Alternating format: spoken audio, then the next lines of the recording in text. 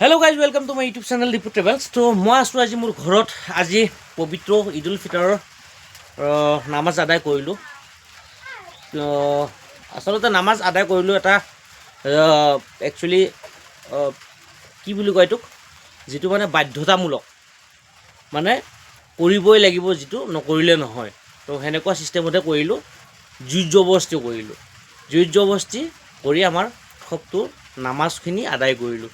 কিন্তু আমি নামাজখিনি যে আদায় কৰিলোঁ, কিন্তু আমাৰ অসমবাসী বা মই সুখী নহয়।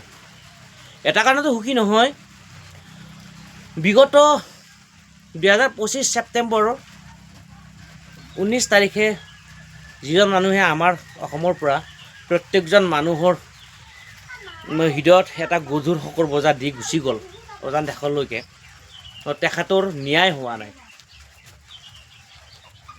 আৰু কোনোবা কৈছে ন্যায় দিলোঁ, কোনোবা কৈছে ন্যায় পাব, কোনোবা কৈছে ন্যায় নাপায়। সেইটো মোৰ কোনো লুকআউট নহয়।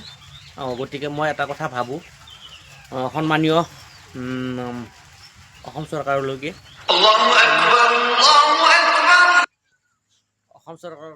মই আহ্বান কৰোঁ যে জুবিনদাৰ যিটো ন্যায় প্ৰক্ৰিয়া বহুত দীঘলীয়া হৈছে, লেহেমীয়া হৈছে, লেহেমীয়া আৰু দীঘলীয়া নকৰি অহা 2026 ইলেকশ্যনৰ আগত এইটো প্ৰতিক্ৰিয়া ল'ব বুলি মই আশা ৰাখি মোৰ এই ভিডিঅ'টো সমাপ্ত কৰিলোঁ।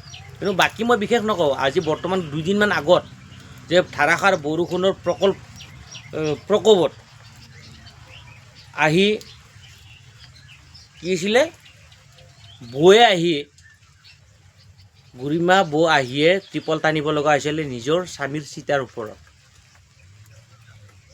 গতিকে মই ইমানখিনি নকওঁ, ক'ব লাগিলে বহুত আছে। তো আৱেগিক হৈ যাওঁ, তেতিয়া মুখেদি কি ওলায় কি নোলায় সেইটো নিজে ক'ব নোৱাৰোঁ, আনকণ্ট্ৰল হৈ যাওঁ। গতিকে মই কণ্ট্ৰল থাকোঁতে মোৰ ভিডিঅ'টো ইমানতে সমাপ্ত কৰিলোঁ। আৰু ভৱিষ্যতলৈকে ফিউচাৰলৈকে জুবিনদাৰ ন্যায় পাম বুলি আশা ৰাখি মোৰ ভিডিঅ'টো ইমানতে সমাপ্ত কৰা হ'ল। জয় আই অসম, জয় জুবিন দা, জুবিন দা অমৰ হওক।